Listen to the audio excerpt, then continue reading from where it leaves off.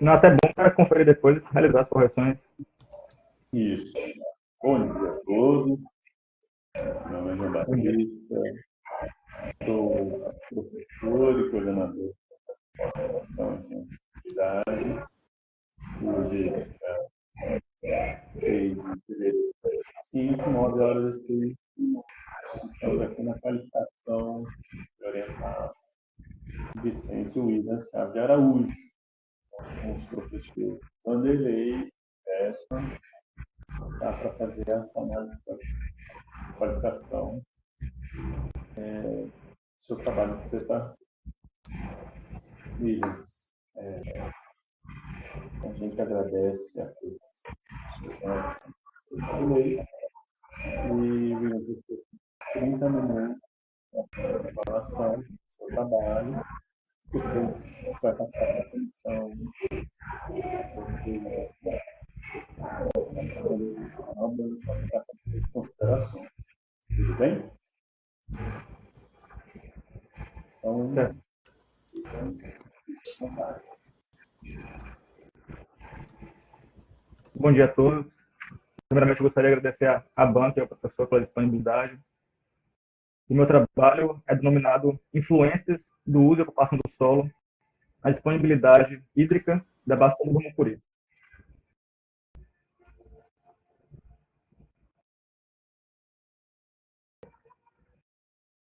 Esse trabalho é dividido em 2 capítulos. A primeira etapa é a introdução geral, seguida pelos objetivos específicos e os 2 capítulos. Na introdução geral. Nas últimas décadas, a gente tem observado mudanças significativas nos padrões climáticos globais, com o aumento da temperatura média, eventos extremos de seca, enchentes, e o painel intergovernamental de mudanças climáticas da Organização das Nações Unidas, ele destaca que as alterações elas estão diretamente associadas às atividades humanas. Desde 2007, no seu relatório de 2007, é inequívoca as associações às atividades humanas dessas mudanças de padrões, incluindo atividades como alterações no uso e ocupação do solo. Dessa forma, as bacias hidrográficas elas se tornam unidades muito importantes para a gente compreender, né, os impactos dessas transformações. De acordo também com o IPCC, é inequívoco que as atividades humanas, como queima de combustíveis fósseis, desmatamento, mudança no uso da terra, têm impactado profundamente no equilíbrio climático do sistema Terra. Alguns autores, como Barbosa, destacam que essas alterações podem se manifestar por meio de mudanças nos padrões de temperatura, de precipitação e de umidade, impactando tanto ecossistemas naturais quanto atividades humanas, especialmente em setores como a agricultura e demais setores que utilizam recursos hídricos em geral, agricultura, indústria, enfim. O TCC destaca que o aumento da concentração de gases de efeito estufa, como o CO2 e o metano, e a emissão de aerossóis, de micropartículas, estão associadas diretamente às atividades industriais, agrícolas e urbanas. E, além disso, o desmatamento e a conversão das áreas naturais para uso agrícola ou urbano alteram o balanço energético da Terra como um todo, contribuindo para o aquecimento do clima. Essas mudanças elas se refletem em padrões de precipitação irregulares, aumento da salinidade em áreas costeiras, mudanças no regime de ventos e maior frequência de eventos climáticos extremos, como secas severas, inundações, ciclones e ondas de calor. Representa um desafio, né, para a gestão de recursos hídricos, especialmente para atores que lidam com bacias hidrográficas em biomas sensíveis, como a do Rio Mucuri, que é objeto do estudo. No contexto hidrológico, a estacionalidade ela se refere à suposição de que as variáveis climáticas e hidrológicas, como a vazão e a precipitação, elas mantêm os padrões estatísticos constantes ao longo do tempo. Isso significa que as médias das variâncias e as correlações dessas variáveis não mudariam com o passar dos anos. Entretanto, já na literatura, existem alguns autores como Amiri e outros que argumentam que essa hipótese de estacionalidade já pode ser descartada para muitas bacias hidrográficas ao redor do mundo. E ocorre por conta das principais mudanças climáticas e do uso intensivo do solo, que alteram fortemente no regime hidrológico, tornando assim os modelos anteriores, mais tradicionais de previsão, menos eficazes nessa situação. Então, para isso é necessário a gente adotar novas abordagens para compreender e gerir os recursos hídricos nesse cenário de mudança do clima.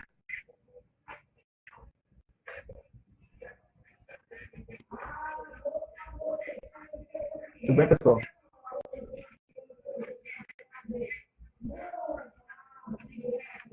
O geoprocessamento é uma ferramenta geográfica que integra técnicas de coleta, de armazenamento, análise e visualização de dados espaciais, e possibilita também a compreensão de fenômenos complexos, como relação de uso da terra e de recursos naturais, e pode, assim, facilitar a tomada de decisões em contextos ambientais. O geoprocessamento tem aplicação direta nos recursos hídricos, pode permitir monitoramento de bacias hidrográficas, a modelagem de escoamento superficial, a análise de riscos de inundações e a avaliação da qualidade da água. Existem algumas ferramentas como o ArcGIS e o QGIS, que são essenciais para mapear áreas de preservação permanente, zonas de descarga hídrica, de recarga hídrica, e promovendo assim uma gestão mais eficiente, né, dos recursos naturais. Se destaca também que o desmatamento ele afeta a biodiversidade e também a qualidade de vida das populações. Alguns autores, como o Nascimento, destacam que a perda de cobertura de vegetal de floresta compromete a regulação do ciclo hidrológico, aumentando o risco de eventos extremos como secas e enchentes, e afetando também o abastecimento de água potável, principalmente em comunidades vulneráveis. O uso de biotecnologias apresenta algumas vantagens, como o monitoramento em tempo real, que facilita a detecção precoce de mudanças ambientais, análises multitemporais, que é possível avaliar a evolução do uso da terra ao longo do tempo, e integração de dados ambientais, que combinam informações de satélites, sensores e bases de dados hidrológicos.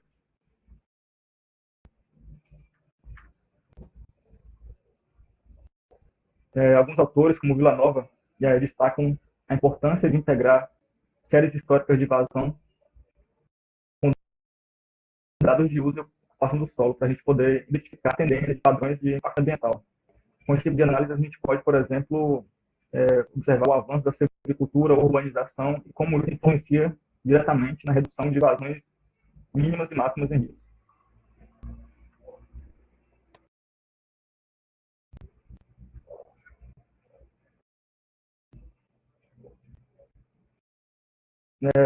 Constituição Federal de 88 trata de um marco protecional no Brasil, sendo considerada uma Constituição cidadã. Em seu artigo 225, ela estabelece que todos têm direito ao meio ambiente ecologicamente equilibrado, de bem de uso comum do povo e essencial à sadia qualidade de vida. Além disso, define que é dever do Estado e da sociedade defender e preservar, para gerações atuais e futuras, os recursos ambientais do país. A gente tem também a Política Nacional de Meio Ambiente, que foi recém-atualizada em 2023, que define o ambiente como um conjunto de condições, leis, influências e interações que permitem a vida em suas várias formas. O objetivo dessa política nacional é garantir o uso sustentável dos recursos naturais para evitar a degradação ambiental e promover um desenvolvimento sustentável. Ela traz diversos instrumentos muito importantes, como licenciamento ambiental, avaliação de impactos ambientais, zonas de amortecimento, zoneamento agroecológico, agroclimático, enfim. A gente tem também alguns esforços internacionais visando o desenvolvimento sustentável, como a Agenda 2030 e os Objetivos de Desenvolvimento Sustentável da ONU. Além da legislação nacional, o Brasil assinou a Agenda 2030 para o Desenvolvimento Sustentável, que é um compromisso global firmado em 2015 com a ONU. Tem cerca de 17 objetivos, né, e 169 metas. Essas metas abrangem desde erradicação da pobreza, combate às mudanças climáticas, conservação da biodiversidade e uso sustentável de recursos. Cabe destacar que o Brasil ele já tem um arcabouço legal bem robusto referente à proteção ambiental. Entretanto, ele carece de ferramentas que possam garantir a efetiva realização, né, dessas leis. Daí cabe às geotecnologias, né, como ferramentas fáceis, baratas, de fácil acesso, para garantir o cumprimento da legislação.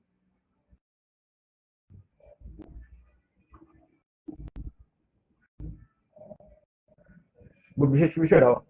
O objetivo geral é analisar os padrões de uso e ocupação do solo ao longo do tempo na bacia hidrográfica do Rio Mucuri, entre o período de 85 a 2023, e correlacionar os dados com o volume precipitado registrado pelas estações pluviométricas na região, visando inferir a influência do uso e ocupação do solo na disponibilidade hídrica da bacia, além de conhecer suas características e seu comportamento hidrológico.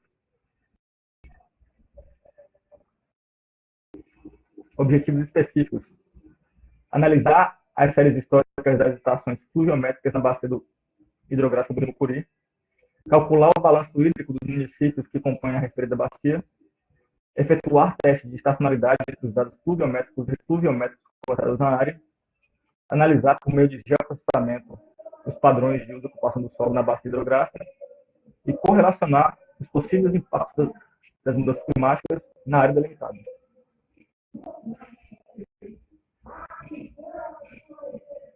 Aqui a gente trouxe uma visualização, né, do objeto de estudo, que é a bacia hidrográfica. Esse mapa foi criado pelo QGIS, né, através do QGIS, utilizando dados da Agência Nacional de Águas.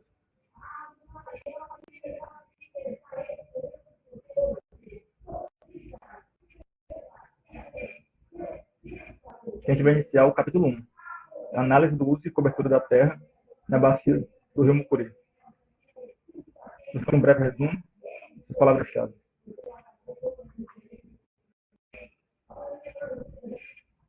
Então, a bacia hidrográfica do Rio Mucuri, ela tem cerca de 14.594,5 km² e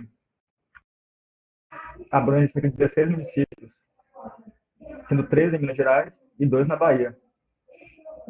Sua população total é de 329.685 habitantes, segundo o IBGE em 2022. Os municípios de Minas Gerais que são abrangidos incluem Águas Formosas, Caraí, Carlos Chagas, Catugi, Crisólita, Fronteira dos Vales, Itaipé, Ladainha, Malacacheta, Novo Oriente de Minas, Nanuque, Pavão, Poté, Serra dos Amorés, Teoflotone e Umburatiba. Já na Bahia, é Mucuri e um pedaço de Nova Viçosa.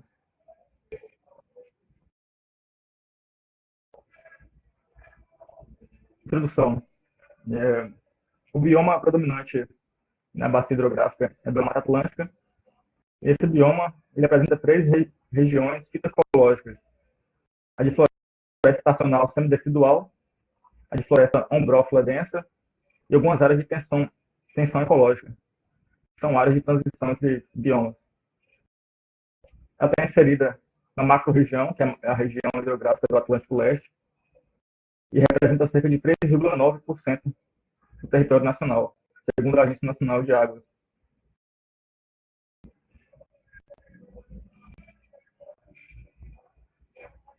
Objetivos do capítulo 1. Analisar as tendências de uso e ocupação da terra na região da bacia hidrográfica do Rio Mucuri, no período de 85 a 2023, utilizando para tal dados oriundos do projeto Macrobiomas, apurado através do software Excel 2016 e do software de código-fonte aberto de Sistema de Informação Geográfica, QGIS, versão 3.28.3.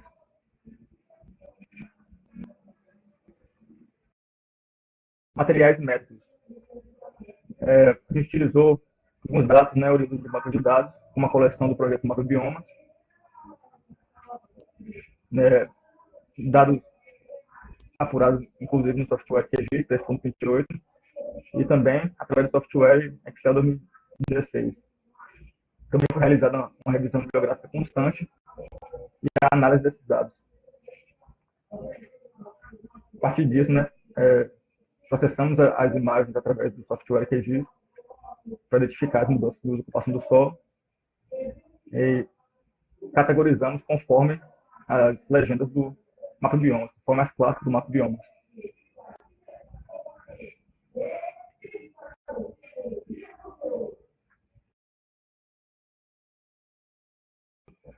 A partir disso, houve a elaboração de mapas e tabelas para análise quantitativa.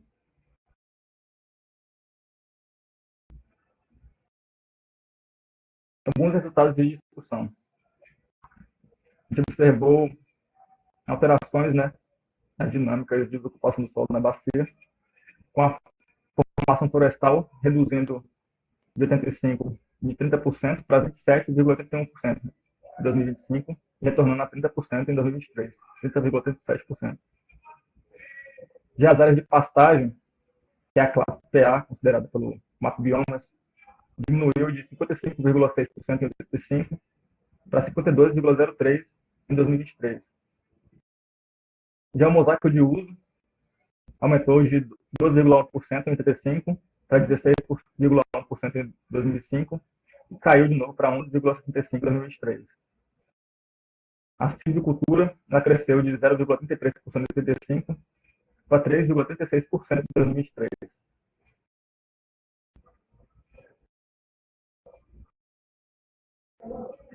Algumas outras mudanças que devem ser consideradas. As áreas urbanizadas aumentaram também de 0,17% para 0,38% em 2023. Campo alagado e área pantanosa ele reduziu em 2005, mas cresceu para 0,34% em 2023.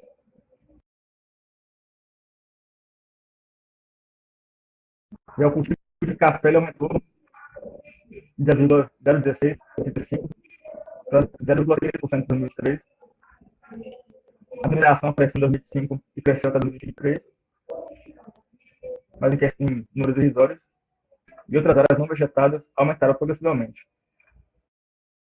Praia, duna e areal reduziram ao longo dos anos, e rio, lago e oceano se mantiveram constantes, relativamente constantes.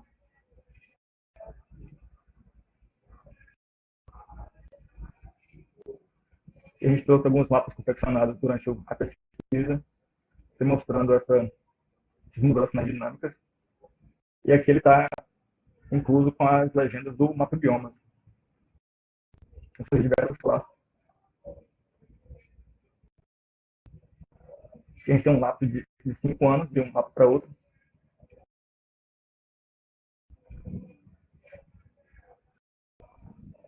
Por fim, temos do ano de 2023.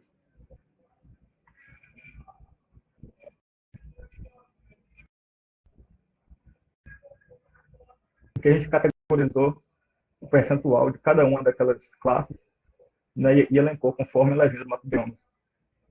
E aqui a gente tem os mesmos dados apresentados anteriormente, porém em tabela.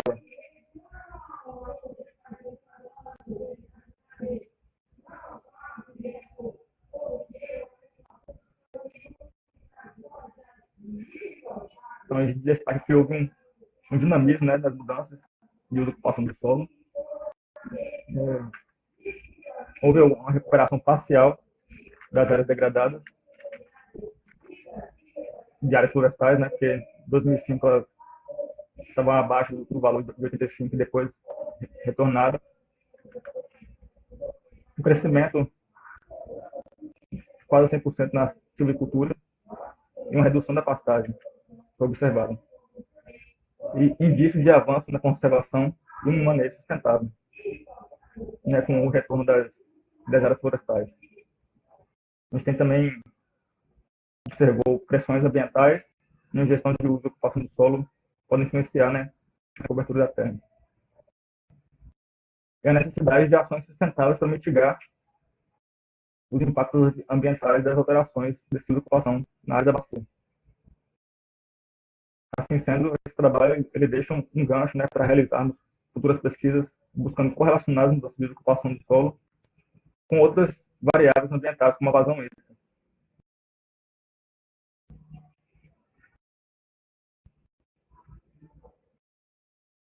Olha aí, esse é o referencial biográfico utilizado, uma parte dele. Aqui a gente vai para o segundo capítulo. Configurou um pouco, mas já para entender direitinho. Ele é intitulado Caracterização Hidrológica da Bacia do Rio Mucuri.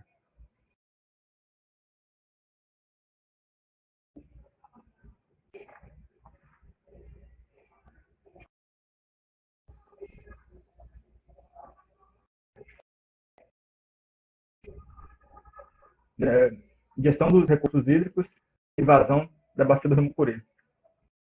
A água é um elemento essencial para a vida na Terra, em suma para a biodiversidade, para as atividades agropecuárias, para atividades urbanas e industriais. A sua escassez ela tem aumentado pela crescente demanda, né, e pela contaminação dos corpos hídricos disponíveis.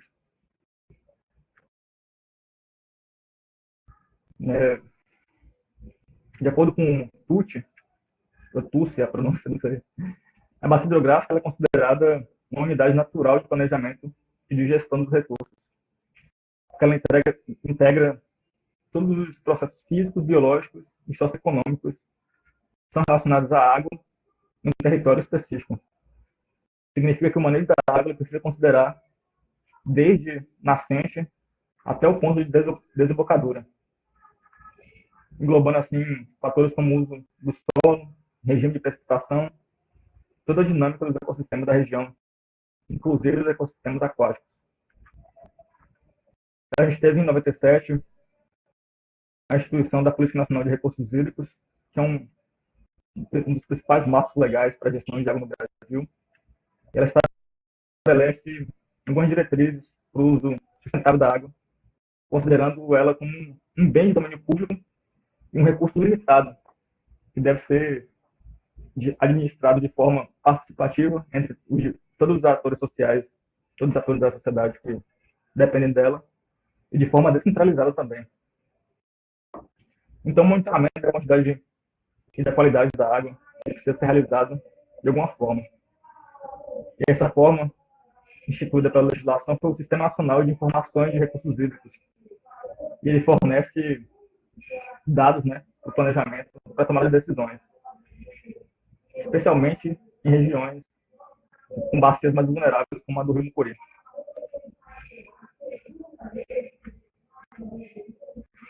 A gente utilizou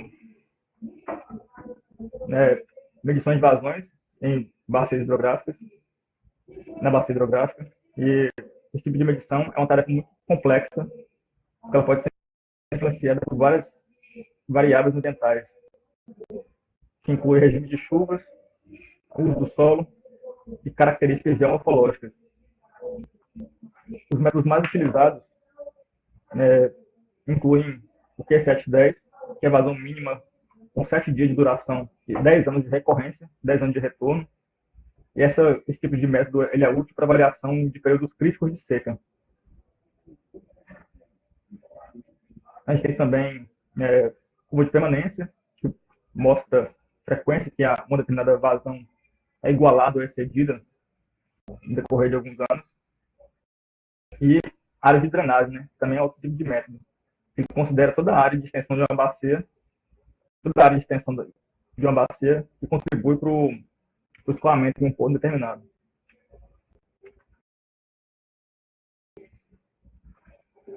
Dessa forma, o objetivo desse estudo é caracterizar as precipitações e vazões da bacia do Rio Mucuri, avaliando suas mudanças ao longo do tempo.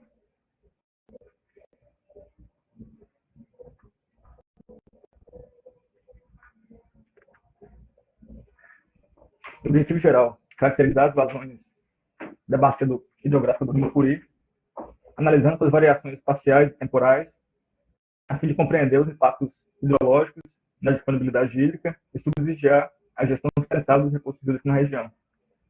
Objetivos específicos: identificar e analisar séries históricas de precipitação e vazão na bacia do Rio Mucuri, considerando tendências de longo prazo.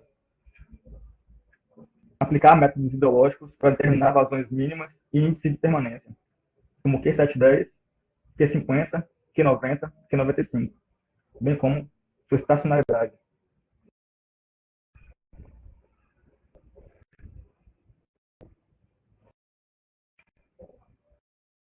Materiais e métodos. Que a gente contextualiza, né, a bacia hidrográfica novamente. Ela tem cerca de 14 mil quilômetros quadrados, abrange Minas Gerais e Bahia. As séries históricas utilizadas, elas foram obtidas através da Agência Nacional de Águas e Saneamento, que é a ANA, e essa instituição ela disponibiliza dados pluviométricos para monitoramento de recursos hídricos em todo o país.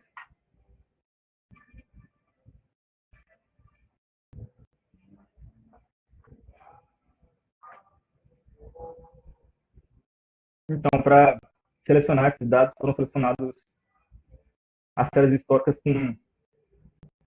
com mais de 40 anos de registro contínuo. No caso, as estações pluviométricas que tinham séries históricas com mais de 40 anos.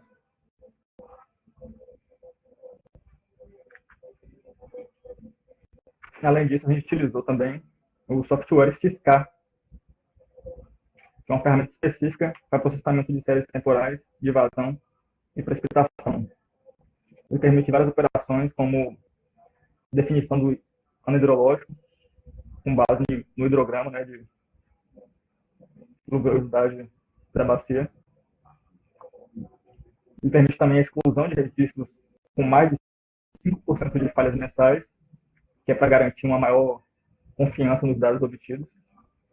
E também análises estatísticas, né, para o cálculo de vazões de referência. Entretanto, a gente também utilizou, né, outros softwares além desse para fazer essas análises.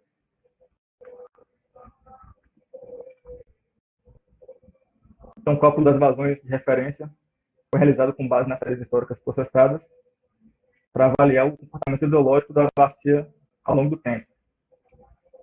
Os principais parâmetros utilizados foram a média anual de longo prazo, que representa o valor médio de vazão ao longo do período analisado, vazões máximas e vazões mínimas, que são indicadores de eventos extremos, né, como enchentes nas vazões máximas e secas nas vazões mínimas, e vazão mínima com duração de 7 dias consecutivos, que é um tipo de análise que é importante para a avaliação da disponibilidade hídrica nesses períodos críticos, né, de seca. Além disso, a gente analisou também as curvas de permanência, foi a Q50, Q90 e Q95. E essas são utilizadas para identificar a frequência com que determinadas vazões são igualadas ou superadas, sendo essenciais para planejamento de uso, né? Por exemplo, para ortógrafo de uso de água, é essencial esse tipo de análise.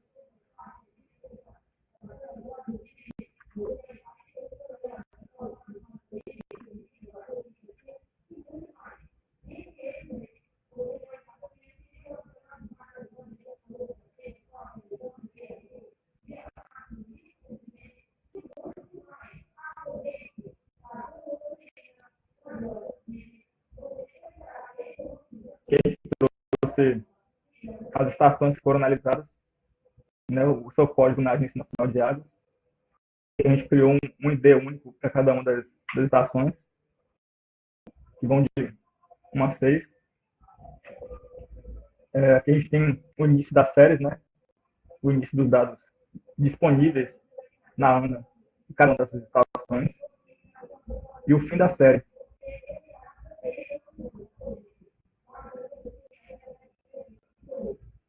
A gente tem a duração de anos, quantos anos de dados disponíveis, e a latitude e longitude, as coordenadas geográficas de cada uma das estações.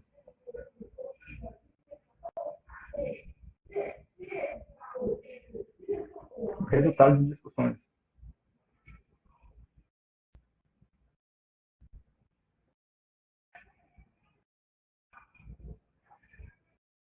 Então, a gente observou uma diferença estatística significativa em 5 das 6 estações analisadas, que podem indicar mudanças, né, muito relevantes no comportamento hidrológico, geralmente associadas com fatores como mudança no comportamento do solo, alterações climáticas regionais e a intensificação das mudanças climáticas no geral, principalmente de eventos climáticos extremos como secas e enchentes.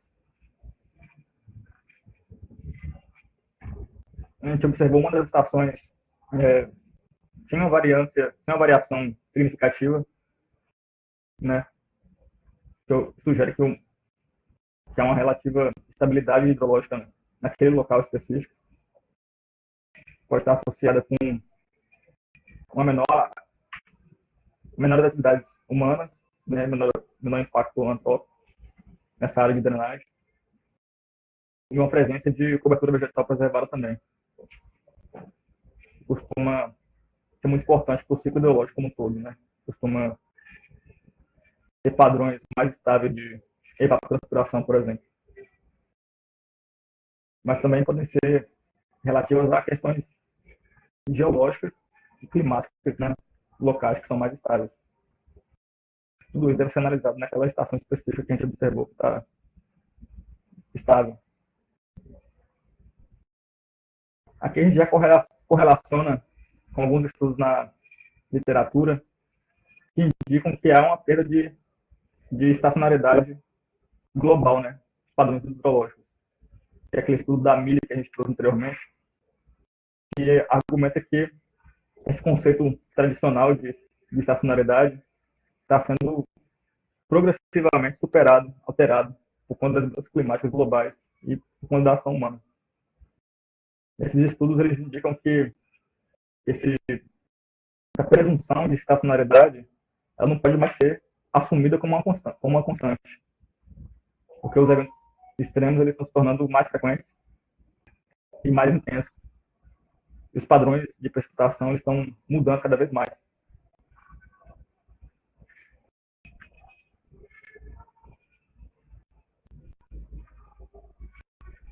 Então, o que a gente trouxe, né, as vazões máximas, mínimas e médias observadas, né, das estações e as vazões de referência das estações pluviométricas.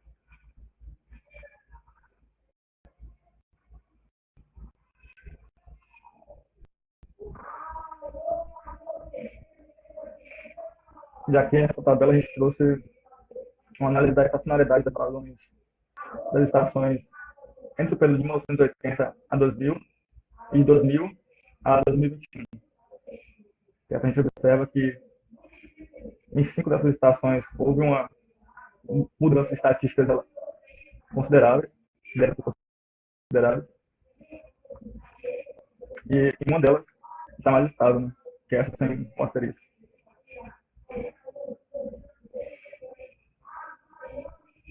Cabe destacar que nessa aqui é média A é considerada a variável para simbolizar o período mais antigo da série, B a variável para considerar o período mais recente da série, e o asterisco são as médias estatisticamente diferentes, em que P é inferior a 0,05 pelo teste de Student, né? O teste T de Student. Eu cabe destacar que o teste T de Student é um dos testes estatísticos mais utilizados, né, para comparar a média de dois grupos, para verificar se essa diferença entre elas é significativa estatisticamente. Ele é muito utilizado, né, em estudos ambientais, hidrológicos e mudança do solo. Certo? Aqui, o teste utilizado aqui, ele tem uma hipótese nula, né, que a gente chama de H0. Ele presume que não há diferença significativa entre esses dois blocos de dados distintos, né, entre as duas médias. E ele avalia se qualquer diferença observada pode ser atribuída ao acaso, à aleatoriedade, ou se é estatisticamente relevante, né?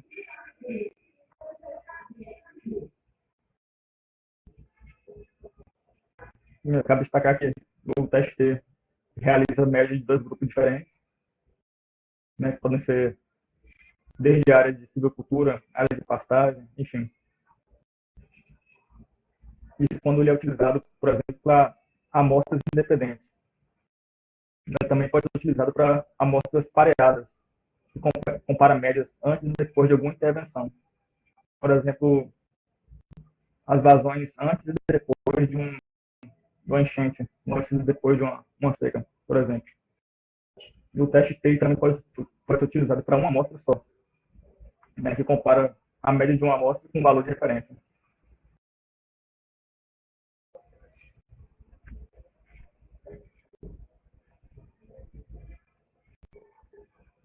Por fim, é isso, pessoal. Essa aqui é a referência utilizada, né, para a confecção desse artigo. E assim eu termino a apresentação.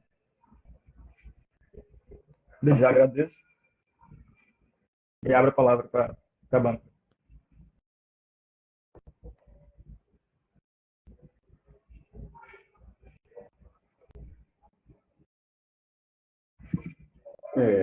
Obrigado, Williams, aí, pela explanação. Tá? A gente já... Agora passar a fazer mais membros, né? Gerson e referência. À vontade, Só pegar um João. papel.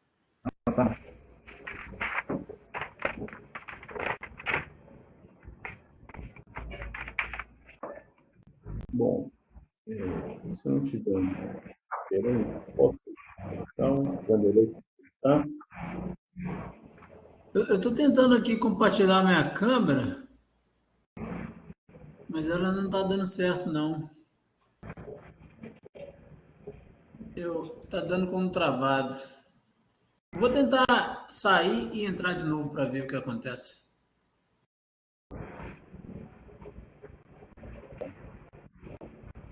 Gerson.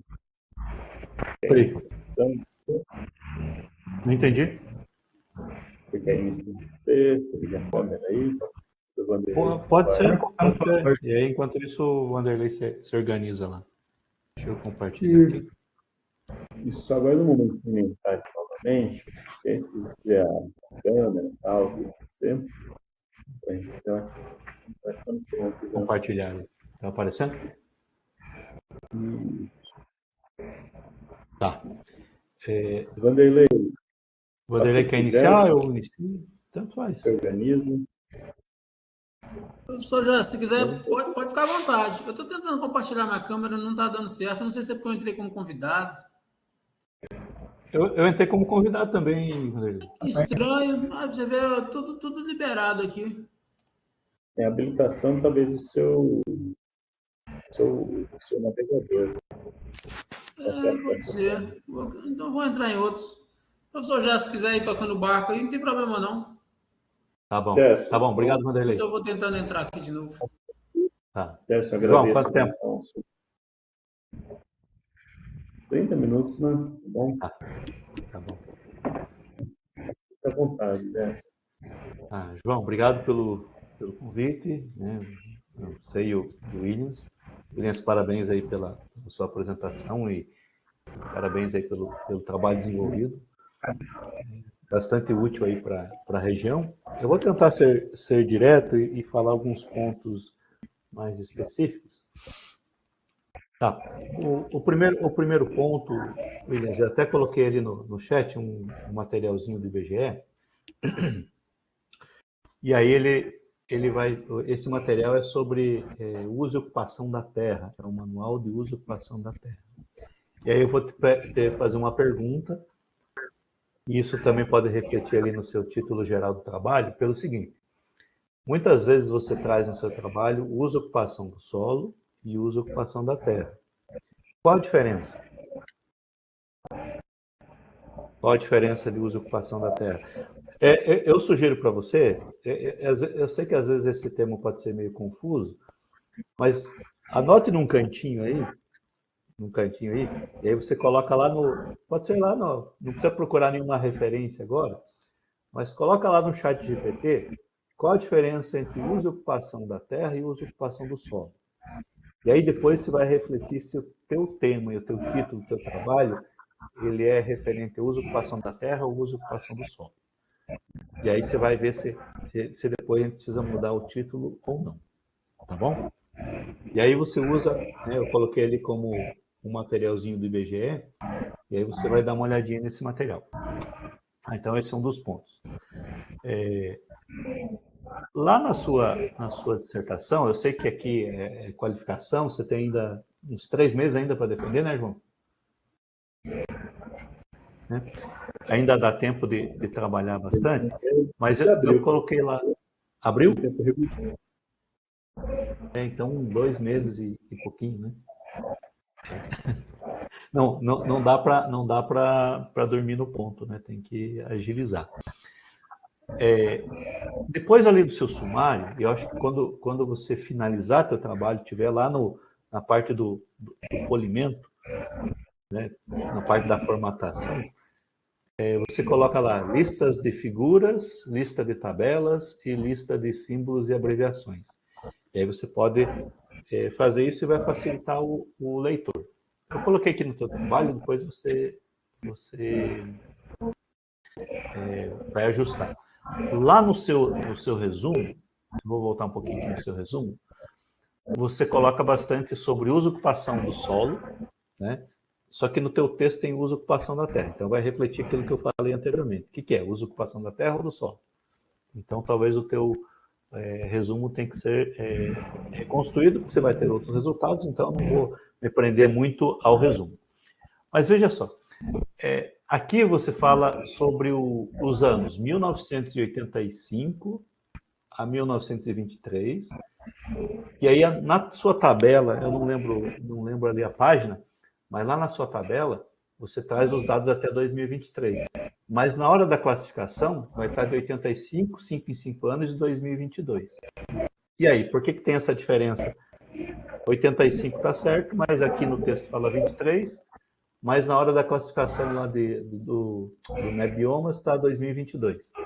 Então você dá uma padronizada, né? Ou você ajusta aqui no texto, que é mais simples, ou você refaz lá o outro mapinha lá do NetBiomas para 2023.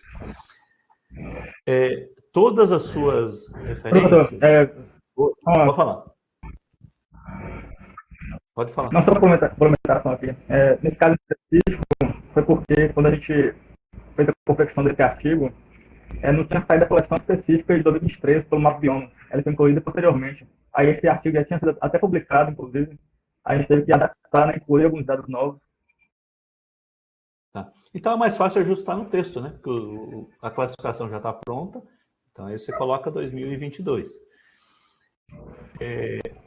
Nos seus objetivos específicos, né, eu achei legal os objetivos, mas eu só tiraria ali no objetivo 1, por meio de geoprocessamento, veja lá, analisar os padrões de uso e ocupação né? Aí você vai ver se é do solo ou da terra, entre o período 85 a 2023. Aí você vai também verificar se vai manter 23 ou 22.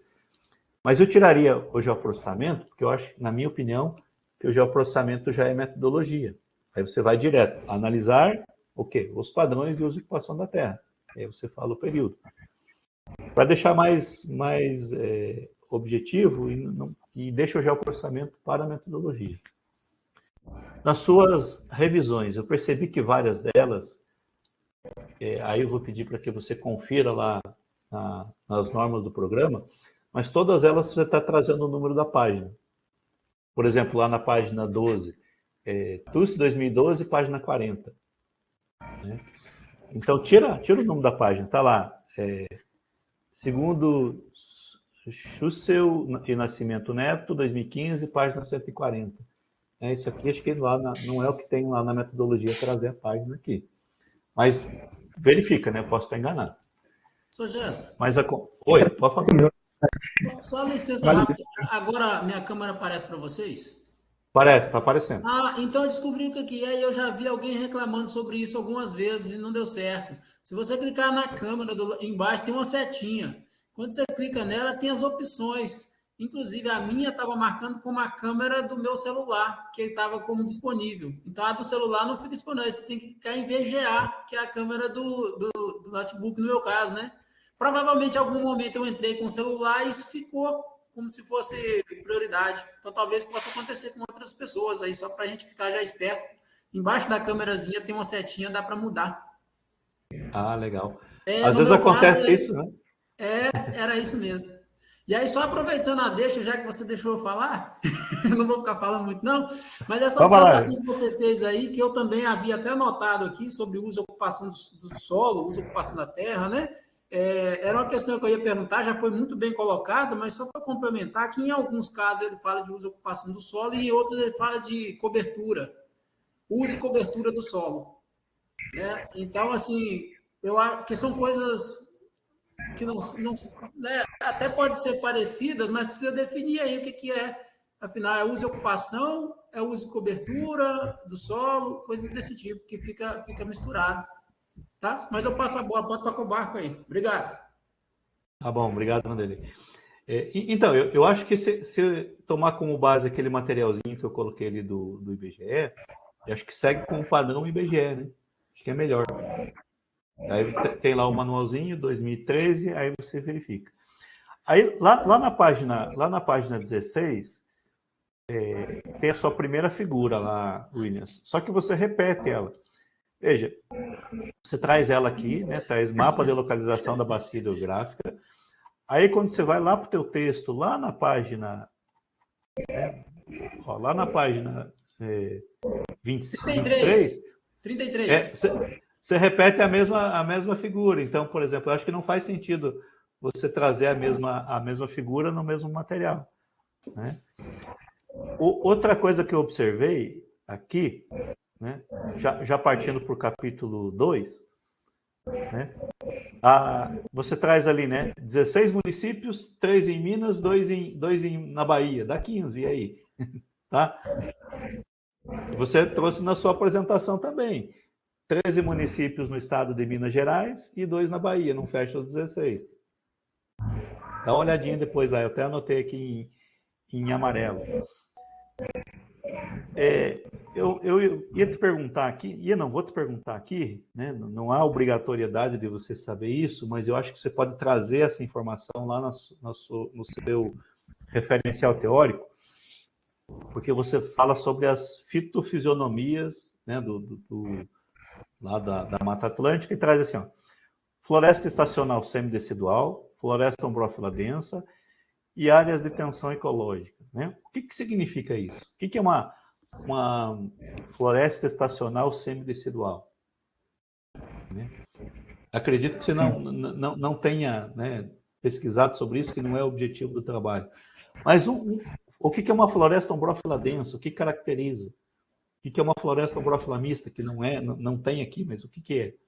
Então, você tem lá as fisionomias, você poderia trazer um parágrafo lá na sua introdução, no seu referencial teórico, explicando para o leitor o que é. Eu acho que ajuda a entender. Tá bom? Aí... Salvo engano, a decidual é aquela que, no período específico do ano, ela fica sem folha, certo? Isso. Um percentual lá das espécies perde folha. Né? E aí na bacia, eu acho que seria interessante você especificar, talvez na bacia, onde que ela está. Né? Você pode até, não precisa nem fazer um mapa, mas talvez indicar com uma seta lá no teu mapa principal, aonde que está localizado cada uma delas. Tá? Eu acho que ajuda. Aí, veja só, lá na página 23, que é lá no texto corrido, lá, né, depois da figura 1, lá, você fala de uso e cobertura da terra, né? Aí você trouxe aqui essa informação. E aí você fala lá sobre abrangendo áreas amazônicas e tal. Aí você fala de formação savânica. E aí eu queria saber, tem formação savânica ali nos seus mapas?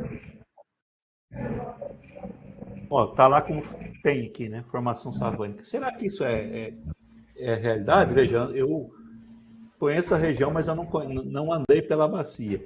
Tem formação savânica? Formação savânica é cerrado. Tem pontos de cerrado ali nessa bacia? Ou é um erro da classificação? É possível que seja um erro da classificação mesmo. Não entendi. São valores bem... É possível que seja um erro da classificação mesmo, né? Porque são valores bem pequenos. Então, eu acho que seria interessante você dar uma olhadinha nessa classificação e discutir, por exemplo, né? Ou tentar ver onde que é, e não sei se é possível, não sei como que é a facilidade de acesso, mas talvez ir lá no local, né, tirar algumas fotos para tirar a dúvida.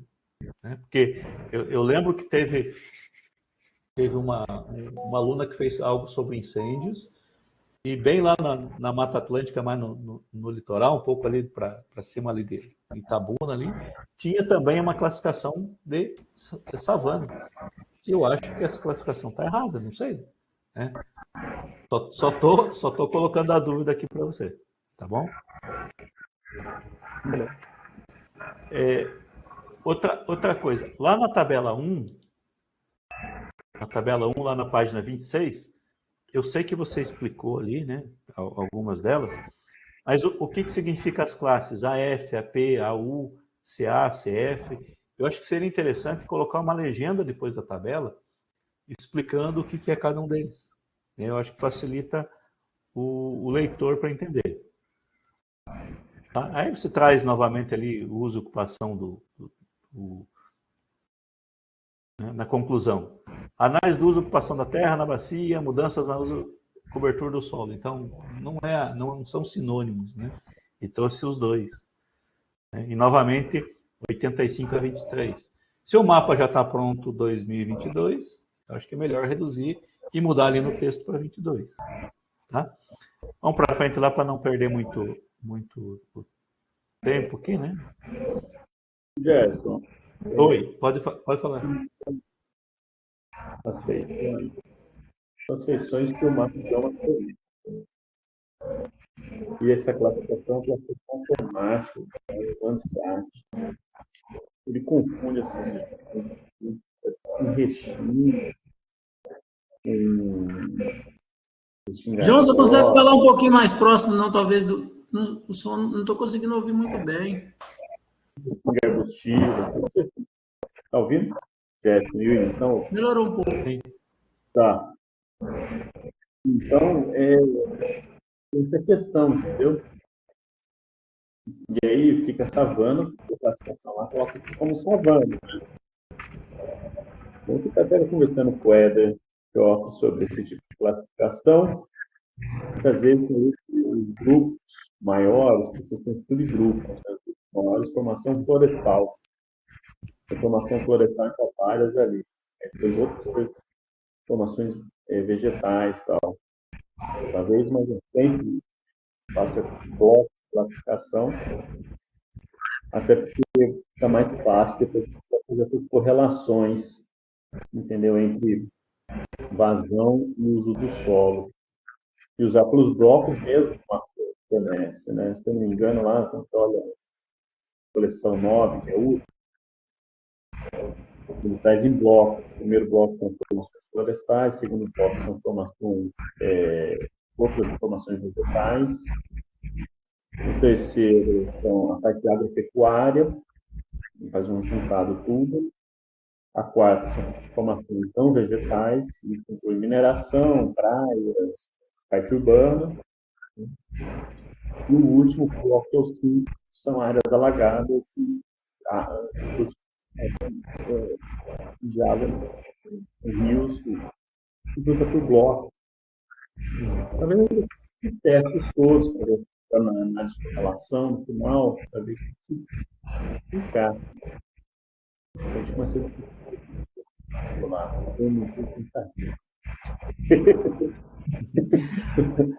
Ô, João, será que, talvez o Williams, será que você conseguisse a informação da acuracidade das classificações? Não tem lá o índice capa ou matriz de conclusão lá? Ou a acurácia do usuário, do produtor? Não está esse resultado lá? Tem sim, tem a classificação da FAO, né, e do IBGE. Mas eu digo, tem o resultado da classificação? Porque, por exemplo, quando a gente faz uma classificação, eu posso colocar lá, né, a acurácia do usuário, a acurácia do produtor, o que foi classificado correto, o que foi classificado errado. Não tem esse resultado lá? Não tem uma correlação com outras, tem uma correlação, na verdade, com outros métodos, né? Que é o do IBGE mesmo, o do IBGE. Se eu não me engano, ele é correlato ao de Copenhagen, o do IBGE. Uhum. Acho que se trouxesse essa informação, talvez ajudaria também, né? Porque, classificação, né? Independente do método se é supervisionado ou não supervisionado, ou usa algoritmo lá de inteligência artificial, vai ter erro, né? Acho que é 100% não tem, né? Se fosse 100%, resolveríamos todos os problemas da nossa vida, né? Outra coisa ali, você trouxe 2 vezes a palavra APUD, né? Larson, ali na página 31, se eu não me engano, e lá na página 35. Às vezes, né? Às vezes, 5, 10 minutos ali de pesquisa, você resolve esses APUD aqui, né? Eu tiraria e buscaria o autor original, né? Então, eu não acho legal citação de citação nos trabalhos, tá? Então, eu marquei aqui em vermelho para você dar uma olhadinha.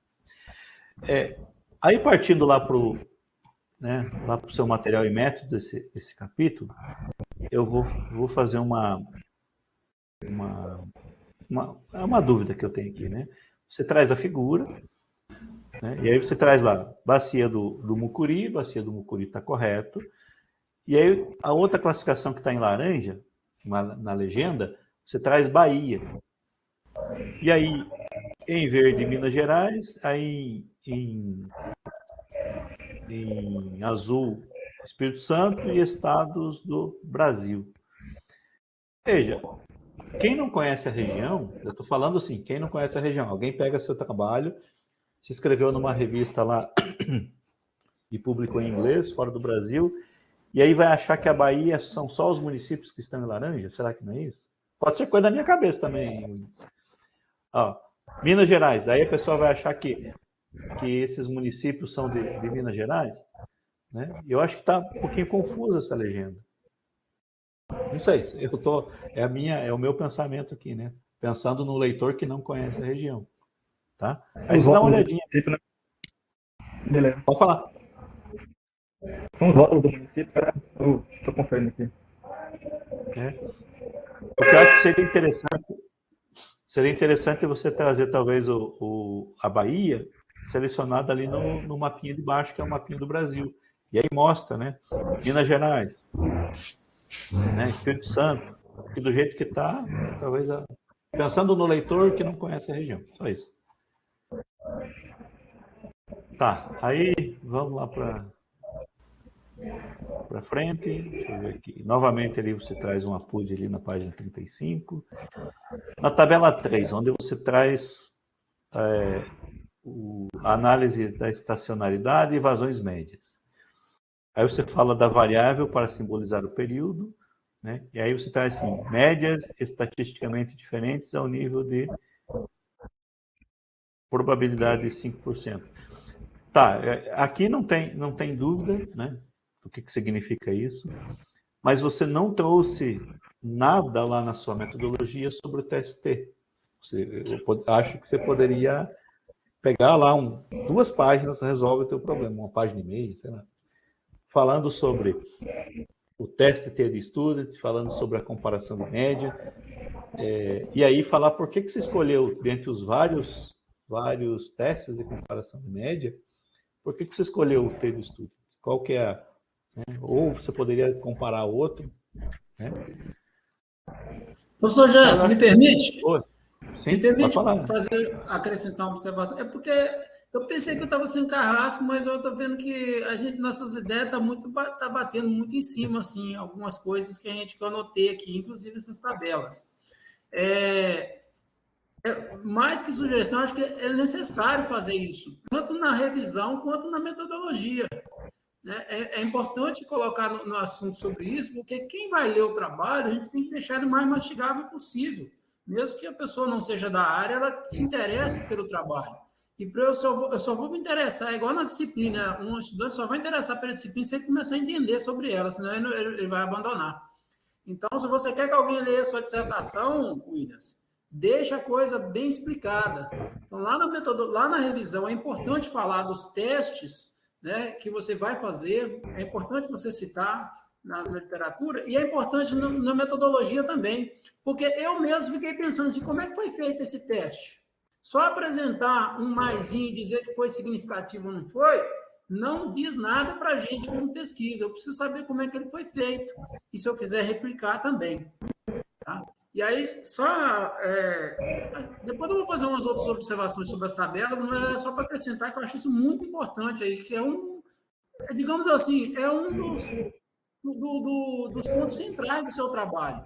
Precisa ser bem explicado para as pessoas entenderem. Tá? Passo. Obrigado, professor. Obrigado, Vanderlei. Então, William, se você, não sei se você teve a disciplina de estatística experimental na graduação, mas lá quando a gente faz nas primeiras aulas de estatística experimental, o professor ensina assim, ó, primeiro que você tem que colocar lá as letrinhas. O que significa isso? A e A. Aí diz assim, a conclusão, né? Você vai ter lá a hipótese H0 e H1. Na verdade, a hipótese é sempre em relação a H0, né? Aceita ou rejeita ao nível de probabilidade. Aí, por exemplo, médias, né? A conclusão, médias seguidas da mesma letra, por exemplo, A e A, né? Não diferem estatisticamente. Digamos que o primeiro lá, da fazenda, aquela MU2 lá, né? Que tem 2 asteriscos. Aí você não colocaria o asterisco. Porque aí você sempre vai estar fazendo assim, né? Em relação a média, em relação sempre um com o outro. A e B, né? Então, se você tem letras diferentes, diferem estatisticamente. Se tem letras iguais, não diferem. Então, dá uma olhadinha lá nesse princípio aqui da estatística experimental, né? E mudar isso aqui. Deixa eu ver aqui. Aí cheguei ao final, né? Aí deixa eu ver só um pouquinho aqui. Lá na figura, na página 30, deixa eu ver aqui. Fiz algumas anotações à parte. Não, me perdi. Meu tempo está quase acabando, né, João? Vou ver se eu já passei dessa. Então, já comentei. O que eu acho importante ali, talvez para concluir? Um mapa hipossométrico, já que você está falando sobre a influência, né? Um mapa hipossométrico mostrando a declividade do terreno. E aí você vai verificar a relevância dessa minha sugestão, né? Aí você fala sobre análise de risco. Acho que a análise de risco depende do mapa hipossométrico. Talvez não necessariamente, mas eu acho importante, né? A outra pergunta, por que você escolheu 5 em 5 anos? Por que não 10 em 10? Né? Então, explicar por quê. Né? Por que você não comparou só 1985 e 2022? Por que você diminuiu? Então, explicar para o leitor isso. Deixa eu ver aqui. Sempre tive algumas classes, na verdade, que teve a redução, depois o aumento, né? Eu acho que o bloco de 5 anos são bacanas para visualizar isso. Obrigado pela. Aí você fala assim, lá no finalzinho da sua apresentação, eu prometo aqui que é o último que eu vou falar, você falou assim, eu tentei anotar, média de uma amostra com um valor de referência. Lembra disso? Então, a média da amostra são os dados que você mostrou. E esse valor de referência sai da onde?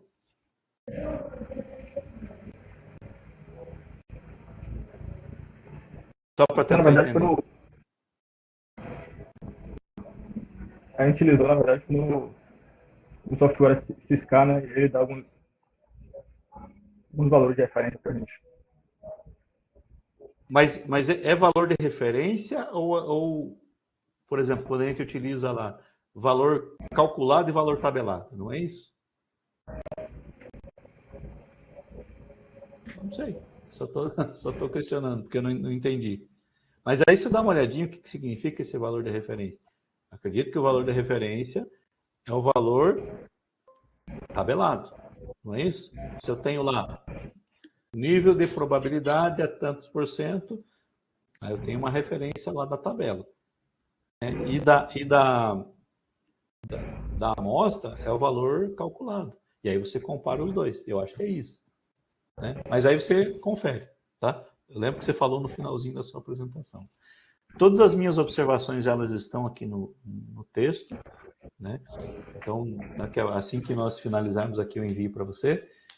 João, agradeço o convite, né, a participação. Né? Eu tentei ser o mais breve possível aqui para não tomar muito tempo. Então, obrigado e passo a palavra e mais uma vez parabéns, William.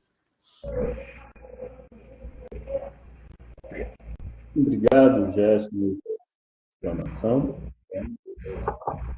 Fez as anotações. Eu já fiz uma série de observações também, que você fez, que eu fiz um momento que você precisa colocar para ele já, né?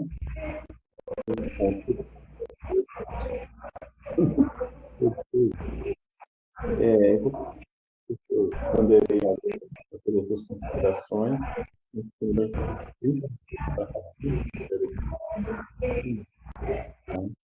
fazer as considerações.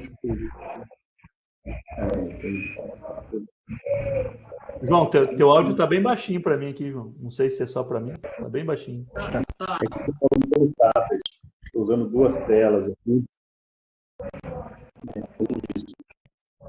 Tá bom? E eu tenho que falar baixo. Vanilla, fique à vontade aí para falar, tá bom?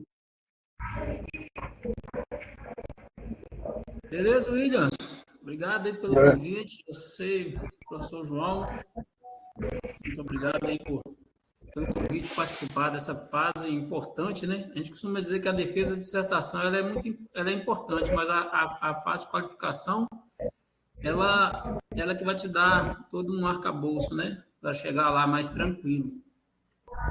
Então, a nossa missão aqui como banca é descer a lenha.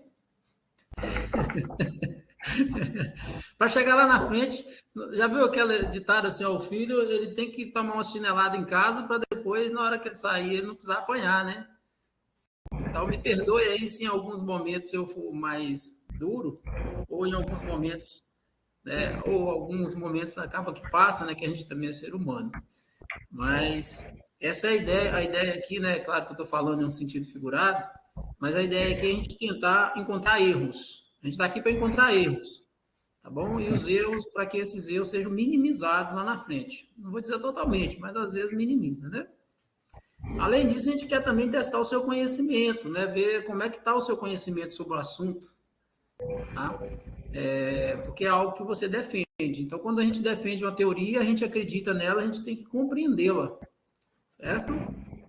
Inicialmente, quando eu peguei o seu trabalho, no início, eu fiquei na dúvida se era já dissertação ou se era a qualificação, porque estava escrito dissertação submetida, né? Lá na capa. Aí, quando eu terminei de ler, eu vi que não era dissertação ainda, era qualificação. Tá? Williams, você chegou a fazer hidrologia comigo? Não. Não, né? Tá bom, uma pena.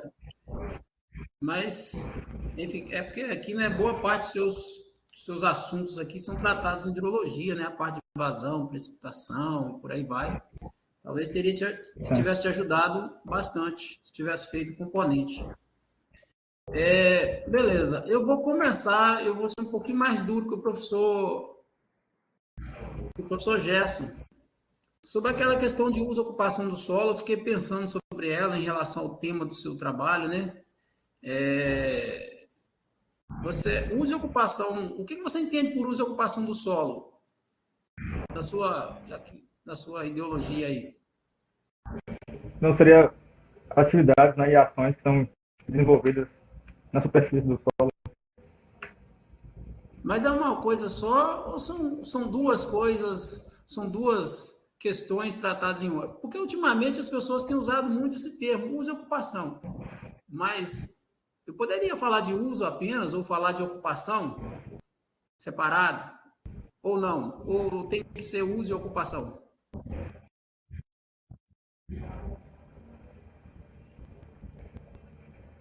Corta um pouco da sua fala, sua pergunta. A questão é a seguinte: nos últimos tempos, você tem visto muito em artigos, trabalho científico, uso e ocupação, certo? Comum a pessoa usar esse termo, mas você acha que isso é um termo só? É algo indissociável ou eu posso trabalhar com usos, eu posso trabalhar com ocupação de forma separada? Eu creio que pode ser trabalhar de forma separada, né? O uso do solo e a ocupação do solo são coisas diferentes. Beleza. No seu caso, o que seriam os usos e o que seriam as ocupações?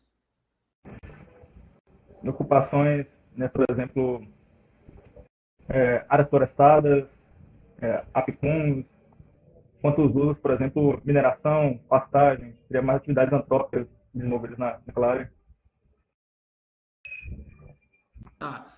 É importante, às vezes, você ficar mais atento a essa questão, porque assim, o uso, né, pode ser residencial, pode ser industrial, pode ser agrícola, né?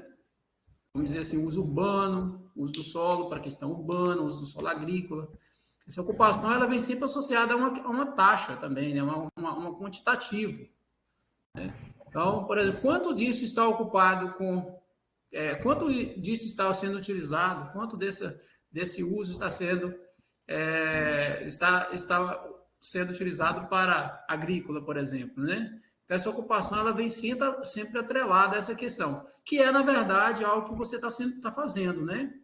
Mas, então, assim, a ideia aqui realmente que você veja que é possível você trabalhar apenas com uso e é possível você trabalhar apenas com ocupação, mas se você junta os dois termos, te dá uma informação mais precisa. Beleza. Então, fica atento a essa questão. O professor já tinha levantado essa bandeira, né? Inclusive que em alguns lugares que, como eu comentei, você coloca uso e cobertura, né? E é diferente. Uso e cobertura de solo, uso e ocupação são coisas totalmente diferentes. O uso e cobertura está muito atrelado a ficar muito próximo os assuntos. Então, imagino que aí na sua capa tem assim, este trabalho foi submetido à avaliação julgada 30 de 1 de 2025. Eu acredito que você tenha colocado isso porque já está no molde da dissertação, né?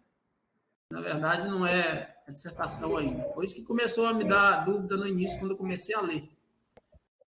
Beleza? Mas isso aí não muda muita coisa, eu já percebi o que aconteceu.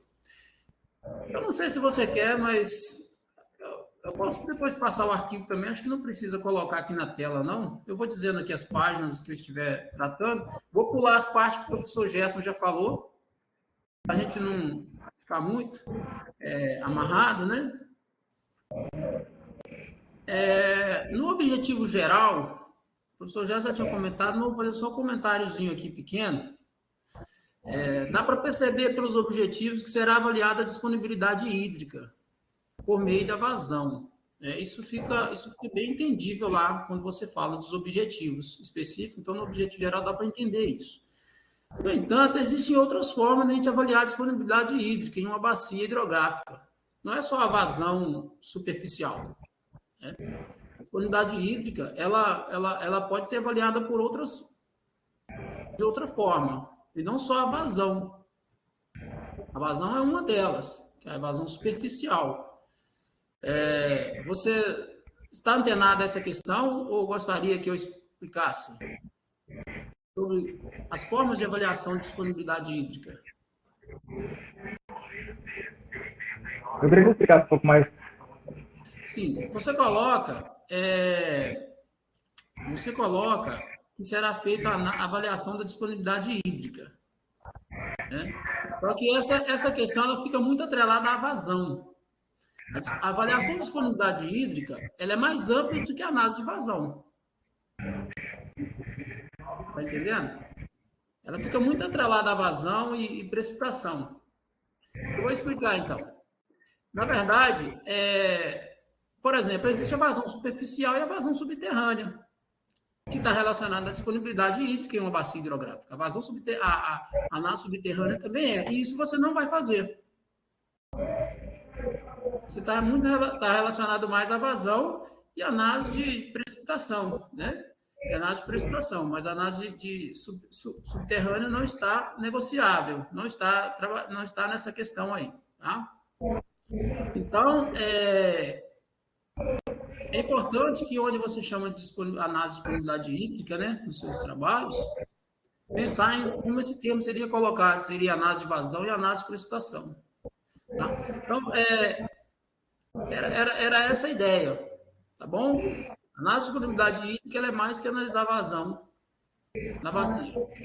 A gente tem vazão, tem escoamento subsuperficial, escoamento subterrâneo, né? E escoamento superficial. A vazão ela é refletida mais pelo escoamento superficial e um pouco pelo subsuperficial. A subterrânea está analisada ao lençol freático, que é algo que você não está fazendo no seu trabalho, tá bom? E eu acho que nem deveria, porque o seu foco é outro. Então, pensar nisso na hora de você escrever o seu trabalho. Beleza? Beleza.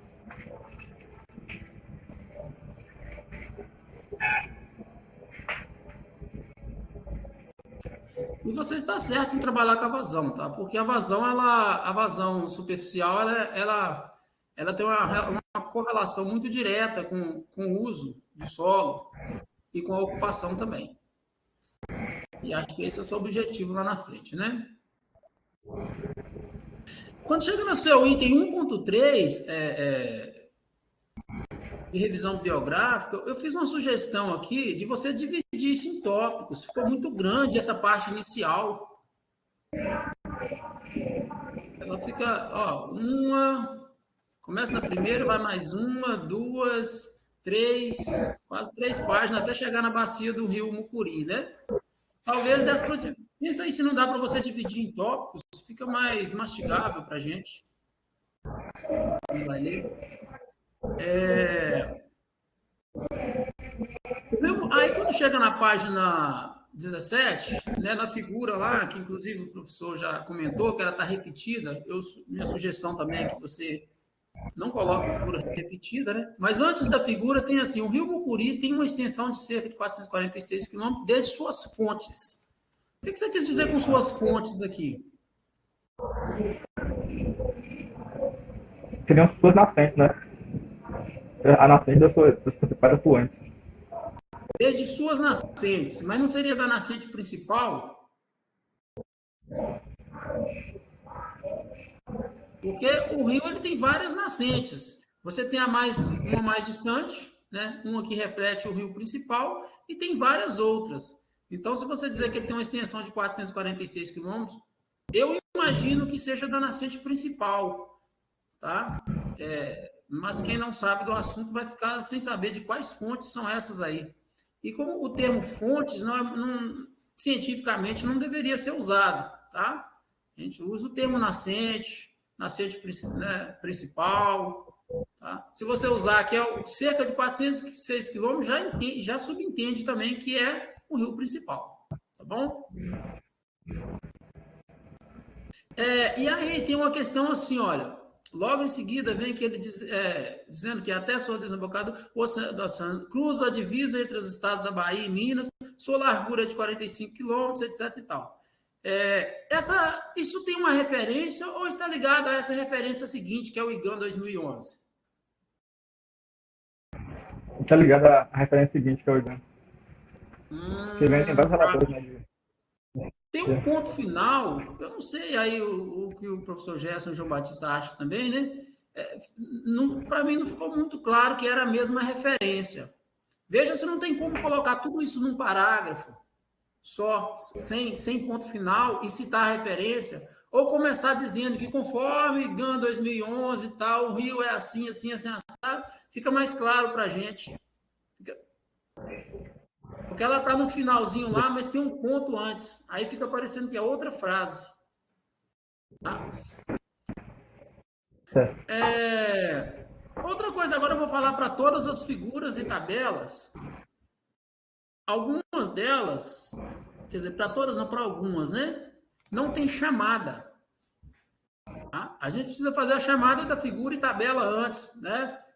Conforme figura 1, né? Ou os dados apresentados na figura 1, na tabela 1, etc. e tal.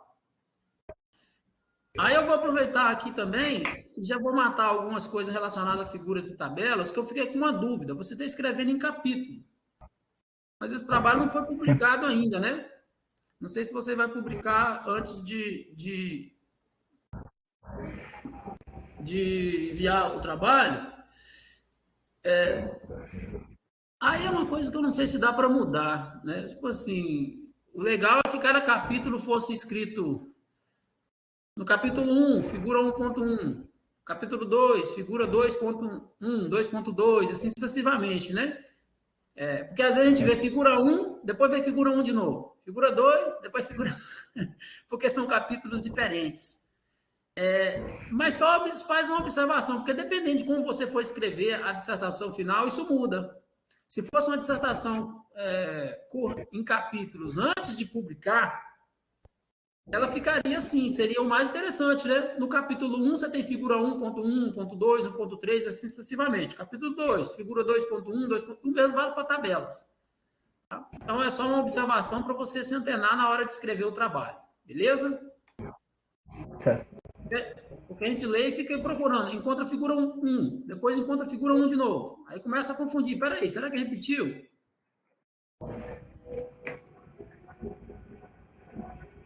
Eu vou passar agora para o capítulo 2. Né? Eu fiquei na dúvida. O capítulo 2 é capítulo 1? Porque esse primeiro me pareceu uma questão mais generalista, ou esse primeiro é um capítulo mesmo? Não tem... Essa primeira parte que a gente leu não tem escrito capítulo 1, tá entendendo? Olha você ver, ó. Você começando a ler o artigo, começa com a introdução geral, papapá, papapá, papapá. Aí, quando chega na página 22, você coloca 2, capítulo 1. Esse aí é o primeiro capítulo, certo? É capítulo 1 mesmo. O primeiro não é capítulo, é aquela introdução geral. Então, você fez uma introdução geral, que é o modelo da dissertação, e depois começou com o capítulo 1. Perfeito? Tá.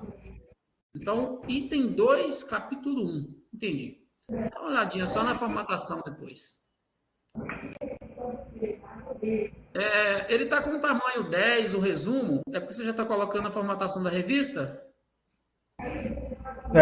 Inclusive, o capítulo 1 ele foi até publicado em uma análise de congresso, né? Análise de congresso. Pronto. Já está na formatação da revista, então. Então, eu vou excluir isso aqui e vou passar. Questão de uso e cobertura aparece em alguns lugares, eu já falei. A questão da figura aparece, já falou.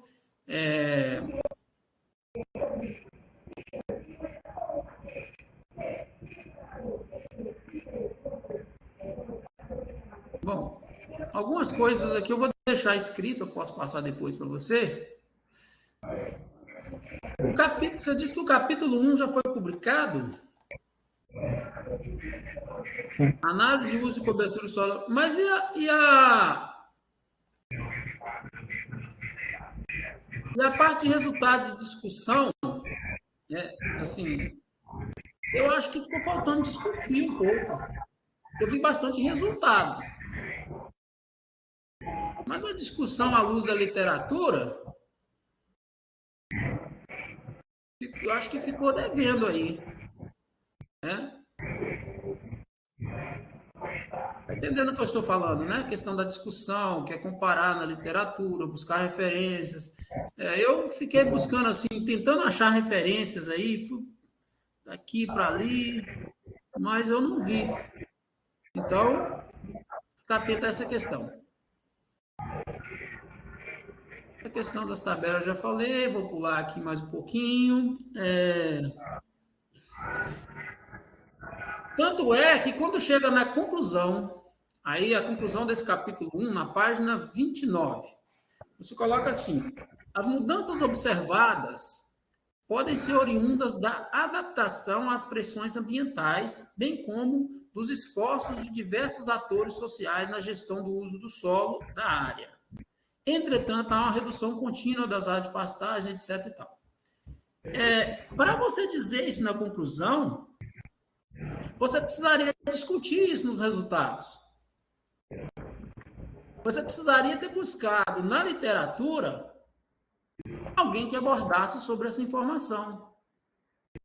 Porque senão fica muito vago. Poderia ser isso, mas cientificamente a gente precisa dizer de onde veio. Compreende? Seu trabalho ser bem... ter uma análise, digamos assim, uma análise mais criteriosa, você poderia ter esse tipo de problema. Porque de onde que vem essa informação de que, poderia ser de adaptações de pressões ambientais? O que aconteceu nesse momento? Como você não analisou, isso traria nos seus resultados de discussão. E, porventura, até mesmo uma revisão do assunto lá na introdução do capítulo. Vale a pena você buscar essa informação. E pode ser que realmente seja. Pode ser que já tenha algum trabalho feito nisso aí. Aí eu vou passar agora para o 3, capítulo, deve ser capítulo 2, né, que está faltando aqui. A gente precisa de 2, que é a utilização hidrológica.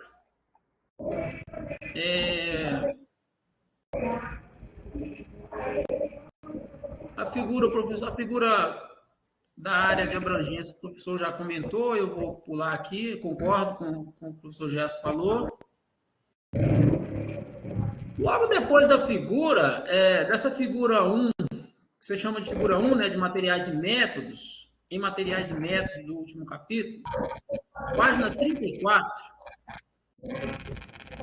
tem um texto que você começa falando aí, e aí tem uma revisão de literatura. A minha sugestão, Williams, é que essa parte fosse colocada na introdução do assunto e não na metodologia. Olha, você pode fazer uma revisão de literatura e usar dos autores que você pesquisou, né? Caso você utilize uma metodologia citada, você só citar o autor, não tem problema. Mas não em forma de revisão, porque aí parece que você fez uma revisão dentro da metodologia, na caracterização da área de estudo. A minha sugestão é que dentro de quando você entra em metodologia, você já vai direto ao ponto. Como foi feito, de onde saiu aquilo que você pretende fazer, né? Como você vai analisar, mas que você jogue isso lá para a revisão, lá para a introdução do assunto, né? Então, tem uma revisão aí que vale a pena você mudar de local. É uma revisão bem interessante sobre a cobertura do solo. Só um pouquinho. Eu acho que tem dois microfones abertos e está com bastante chiado. Deixa eu ver se é o meu, não é o meu não. É o João. Williams, pode fechar. Isso. Williams. Valeu, obrigado. Pronto, então, aí tem bastante assunto aí de revisão que eu acho que tem que ser levado lá para a introdução, e não na metodologia. Aí você vai, deixa eu ver.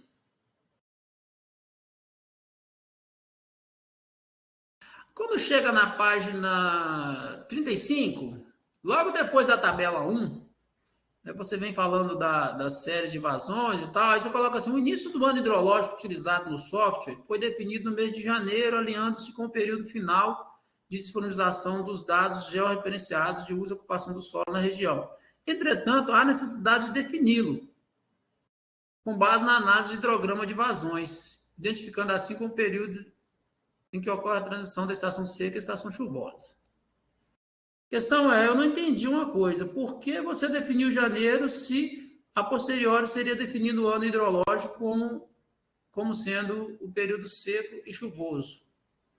Porque aí dá para entender assim, ó, é como se fosse, ó, nós estamos pegando um período aqui conforme, aí você fala, conforme a disponibilização dos dados. Mas nós ainda vamos fazer, mas mudou o período do ano hidrológico, conforme os dados que vocês analisaram, seca e chuva, ou não? Então, na verdade, não. A gente colocou esse início de ano específico justamente para casar com os dados de uso e ocupação do solo. Então, o ano hidrológico não foi mudado? Não, está de janeiro a dezembro, para combinar com os dados de ocupação do solo. Deveria ou não? Então, eu creio que deveria. É porque, se você chamar ele de ano hidrológico, não pode casar. Na minha opinião, não poderia casar com os dados de uso e ocupação do solo. São coisas independentes. Por mais que você tenha analisado as imagens de um período, ano hidrológico é ano hidrológico.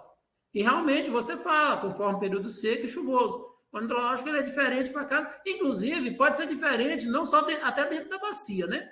Porque dependendo da estação que você analisa lá, você pode ter um ano hidrológico diferente da Bahia, em Minas, dependendo do local. Então, o ano civil é igual para todo mundo, começa em janeiro. Perfeito. O ano hidrológico é dependendo da bacia hidrográfica. Então, uma coisa que você precisa revisar aí junto com o seu orientador, tá? Verificar essa informação aí. Então, você fala que, inclusive aí você fala que ocorre a transição da estação de seca e chuvosa, né? Então, pode ser analisado tanto com base no hidrograma de vazão, junto com os dados de precipitação, né? Vazão, se você tivesse um hidrograma, daria para você analisar. Quando o hidrograma está baixando, se tivesse visto hidrologia, daria para você entender melhor, mas a gente tem um hidrograma de projeto que você analisa quando a vazão está baixando e quando ela está subindo. E pela chuva, se você tiver os dados de chuva, também dá para analisar, né? O período que é seco e chuva. Então, dá para usar qualquer um dos dois ou os dois. Talvez a chuva fosse até mais interessante. Porque pela chuva, não necessariamente quando chove, a vazão do rio, né? Ela vai ter essa resposta tão rápida.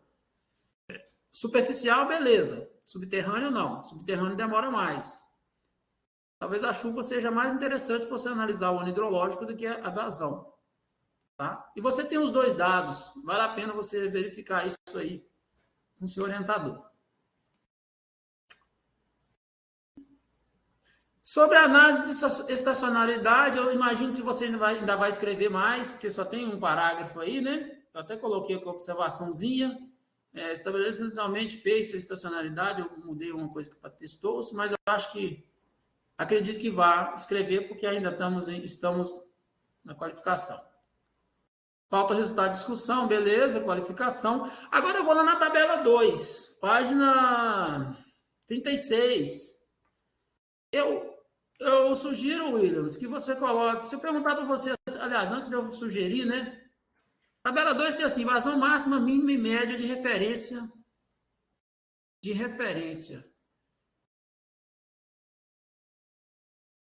Máxima, mínima e média de referência nas estações quilométricas. Vazão máxima 93,90. Vou pegar um dado aí. Rio Mucuri.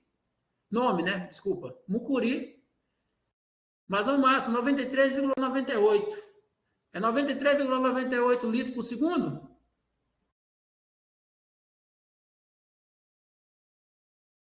Que unidade é essa? O que é esse 93,98 aí?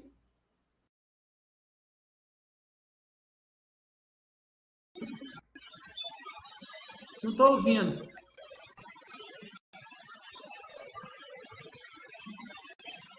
Estou ouvindo, professor Gerson? Eu não estou conseguindo ouvir isso para ver se o problema é aqui. Vanderlei, eu estou te ouvindo bem. Não, o Williams. Você está conseguindo ouvir o Williams? Não. Williams, não estou ouvindo, não.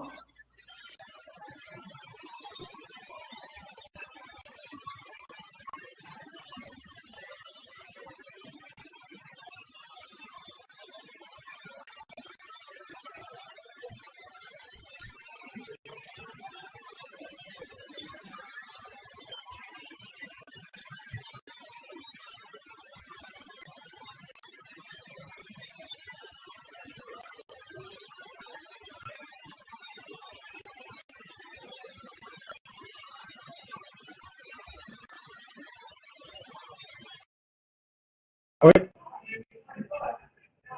Tá escutando? Oi? Alô? Pronto, ouvi. Oi. Na verdade é metro cúbico por segundo. Pronto. Eu imagino que fosse mesmo. Falei litro por segundo só para te sacanear aqui. Mas colocar as unidades, né? Sim. Ninguém tem bolinha de cristal para adivinhar? Realmente. Na tabela 3, aí o professor Gerson já fez uma boa análise aí. Eu concordo com ele. Preciso escrever lá na metodologia e, se for o caso também, falar um pouco na revisão sobre o teste T, como foi feito, com base em quê, quantos dados você usou para fazer essa análise. Tudo isso tem que estar descrito na metodologia para que alguém que goste do seu trabalho, inclusive eu, vou querer repetir em outro local. E aí? Vou passar sua dissertação para o meu orientado e falar assim, olha, tá aqui, lê essa dissertação que nós vamos fazer um trabalho parecido com isso aqui e vamos usar essa metodologia que o Williams usou aí, beleza? Aí, ele vai falar, professor, não entendi nada. Como é que faz isso? Então, dá uma conversada, se precisar, com a professora Luana, que dá aula de estatística, né? Você tem isso em casa, facilita bastante. Se tiver dúvida, né? Tem muito trabalho também que diz respeito a isso na literatura. Tá bom? Eu até coloquei aqui uns links falando sobre o que era teste T, como que se faz. Depois eu vou passar para você, mas é coisa de internet, não é nada de artigo. Foi algo rápido que eu peguei. Deixa eu colocar aqui alguma coisa sobre teste T. Beleza? Conclusões ainda faltam, né? Porque ainda vai discutir. Eu acho que eu finalizo por aqui, porque ainda tem muita coisa para fazer ainda. Williams, é isso. Ó, o que eu poderia contribuir em termos de descer a lenha, né? É isso. Passa a palavra para o professor João Batista. Se você não tiver, se tiver algo a falar também, né? Você pode ficar à vontade. Senão, eu passo para o professor João Batista a palavra. Não, só agradecer, na verdade, a banca pela atenção dispensada. Queria agradecer a vocês, na verdade, pela atenção dispensada. É um trabalho muito importante, as pontuações de vocês. Agradeço imensamente por essas contribuições. Então tá ótimo. A gente que agradece, tá? E é sempre bom ver vocês que entraram na universidade aqui, né? Há algum tempo aí, fez aula com a gente aqui, agora está aí no mestrado. Para a gente isso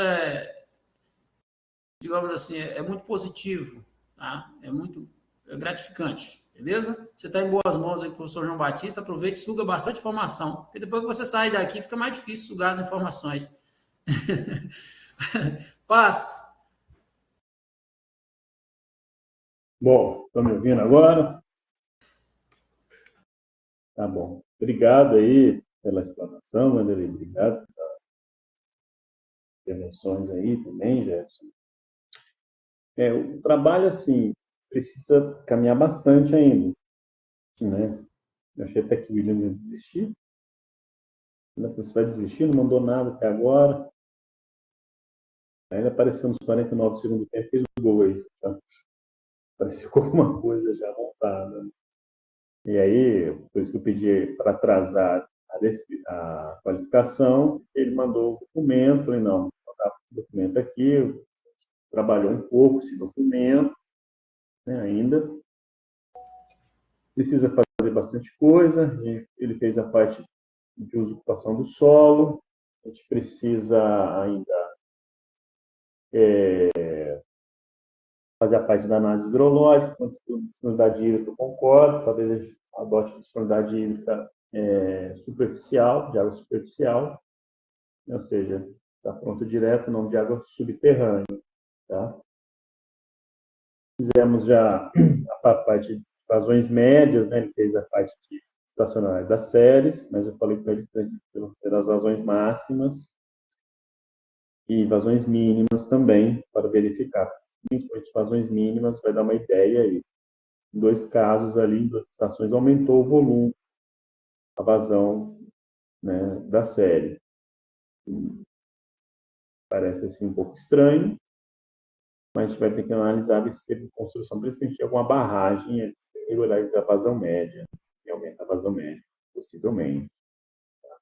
Mas no caso da bacia do Mucuri, vai cair muito caso parecido com a bacia do Peruíbe, né? Se tem uma troca muito grande aí, pastagens, para a silvicultura, né? Como a silvicultura ela respeita mais a legislação ambiental das certificações florestais, ela acaba tendo mais cobertura vegetal e por conta de aumento das notas ciliares, de APPs, de produtos água.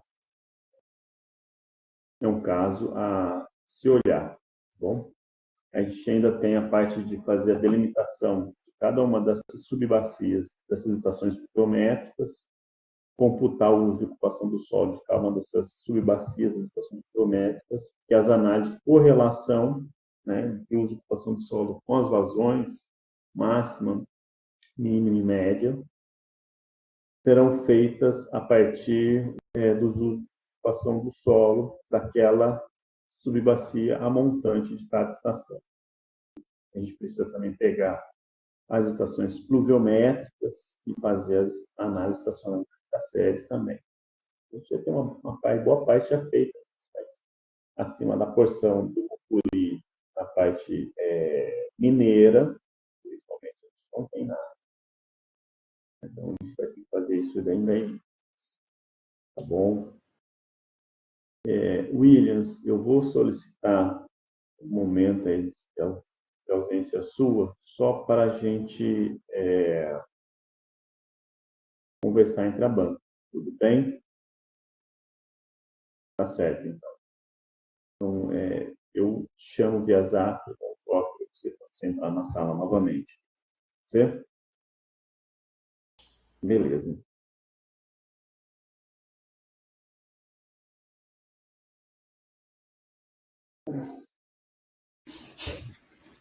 Ele está saindo ainda. Ele desligou a câmera e acho que já deve estar saindo. Tá? Saindo. Gerson e Vanderlei, vocês acharam, assim, sendo bem sincero, tá? Ele sumiu. Dá para perceber. Não apresentou nada, assim, eu estava no começo no ritmo toda semana, fazendo alguma coisa, daqui a pouco ele some, e eu fiquei assim, que coisa nossa, caralho, que coisa eu vou fazer, sabe? Estou aqui vendo a apresentação, se discutindo, parecia que queira mexendo com aquilo, sabe? Coordenação que não para. O negócio da compra de equipamento, nem que o Gerson participou ontem, né? Está muito ruim para escutar, estou falando? Não, agora dá para ouvir bem. Tá. E aí, estava mexendo com a de equipamento e tal. Uma loucura, né?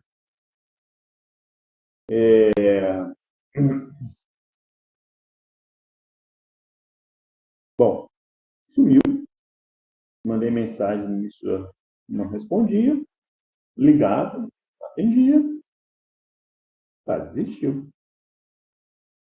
Aí, mandar uma mensagem assim, eu desisto, sabe? Não gosto que ninguém desista, não. Aí ele mandou. Uma coisa já.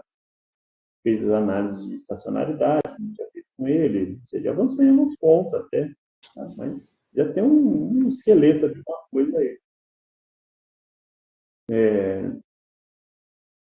Assim, ele tem só essa qualificação para fazer, se a gente não aprovar, ele é desligado. Mas, assim, ele vai atrasar, óbvio. Eu também não vou ficar no pé, porque eu não tenho tempo, pipoca de tira para preencher aqui. Aliás, todos meus orientados vão atrasar, porque eu não estou dando conta. Né? Mas tem como ser um trabalho decente. Tá?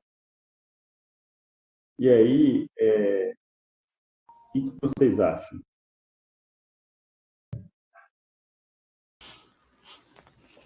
Falo primeiro, Vanderlei? Pode falar, Jason. Tá, não, vou falar bem rápido. Eu acho assim que ele apresentou ali, ele se defendeu bem, tem alguns pontos que tem que ser melhorados. Mas a minha pergunta, João, eu não entendi direito o prazo final, é até final de abril, é isso? Para a defesa? 19 de abril. 19 de abril, então hoje é 6, tem 2 meses e meio, só que tem uns 15 dias antes que tem que mandar para a banca. Então, assim, tem 1 mês e meio aí para trabalhar na dissertação. Lógico que são coisas independentes, a qualificação e a defesa, mas será que na última hipótese aí tem como prorrogar o prazo dele para defender? Que talvez dependendo ele não defende dentro do prazo. Defendendo o prazo, ele não vai, não. Ele tem até abril, ele completa 24 meses em abril. Ele vai estourar para 26 ou 28 meses. Mas ele tem esse prazo a mais aí. Então, você tem esse prazo, João? Eu acho assim, é lógico que nós estamos analisando a qualificação, né? Mas eu acho que se fosse até abril, ele não teria condições de ajustar o material. Né? E se sumir também não vai ter como, mas eu acho que a minha opinião para esse momento é a aprovação, mas tem que ajustar, né? Tem bastante coisa para ajustar e talvez um final de semana aí de refresco para dar uma descansada e já a partir da semana que vem, segunda-feira, tem que retomar para poder ajustar, senão não dá tempo. Mas a minha opinião é que pode aprovar, sim. André, passo a palavra. Eu acho assim, né? O trabalho em si, em termos de qualificação, né? Está adiantado em termos, se tivesse assim há um ano atrás, né? Estaria ótimo, né? Mas a questão agora é correr atrás, né, cara? Com muitos aí acaba atrasando, né? Ele não vai conseguir no tempo, com certeza não vai. Tem bastante coisa para fazer e para escrever, rever a escrita, etc e tal. Quer dizer, não falar que não vai é muito. Seria você querer pejorar, né? Eu acho que tudo é possível, né? Mas ele teria que trabalhar 3 vezes mais do que o que ele vem trabalhando. Acho que a gente pode aprovar assim, dar esse aperto e colocar para ele que até agora mesmo já pode falar que ele precisa de a gente, né? A gente como a banca agora até para poder ajudar o orientador, dar esse aperto nele, falar, olha, você vai passar assim, mas você precisa se comprometer mais para terminar o seu trabalho, porque lá no final, se você não terminar, você vai ficar reprovado, vai perder tudo isso que você fez. Eu senti que não é como fazer uma disciplina e reprovar e fazer ela de novo daqui um tempo, né? Às vezes a pessoa ainda está com a graduação na cabeça. Mas toca o barco aí, João. A gente dando esse aperto aí, acho que dá para ele fazer. O trabalho está bem, tem uma ideia, uma ideologia, tudo bem delineado já, né? Toca o barco. Sim. Chama ele aqui.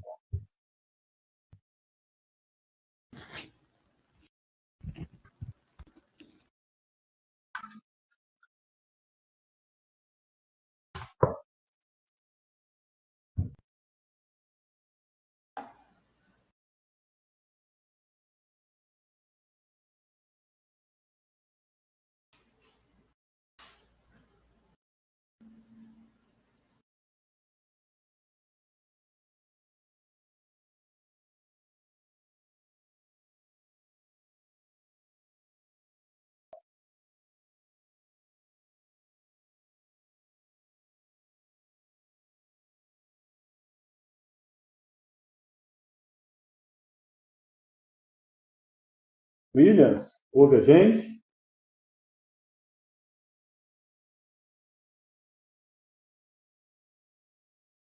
Abre a câmera aí.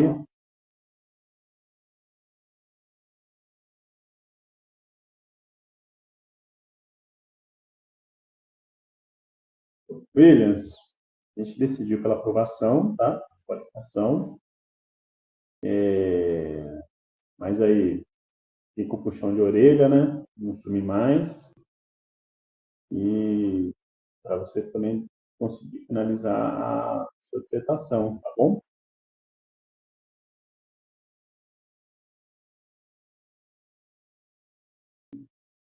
Tá me ouvindo? Williams? Acho que não, hein?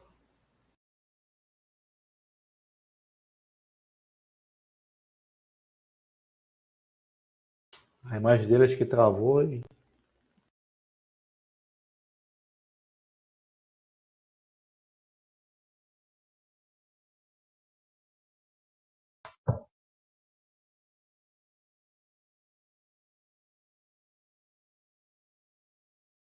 não, você tá gravando ainda? Tá gravando. Uhum.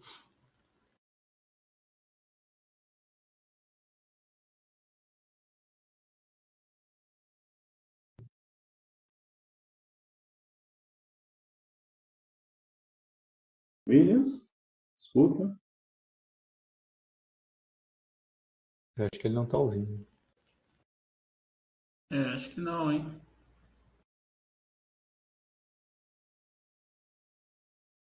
Vou fazer o seguinte, vou ligar para ele. Eu falo com ele, tá bom?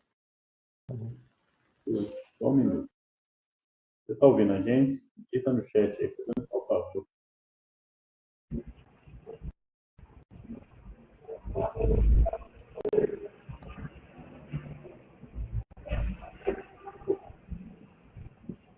Williams, se você estiver ouvindo a gente, coloca no chat aí.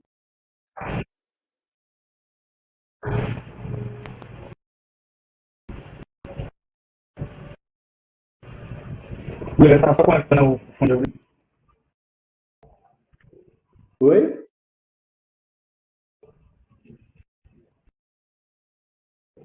Gerson, Ivan, vou ligar para ele. É mais fácil. 1, 2, 3. Não, tá ouvindo, tá bom. A gente decidiu pela aprovação, tá, Will? Só fica puxão de orelha aí. E você sumiu, né? Então, não sumi mais aí não, tá bom?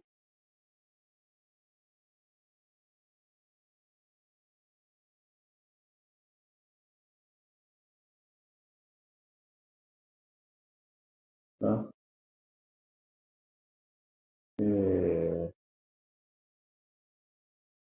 Então, finalizo aí, eu agradeço aí, tá difícil.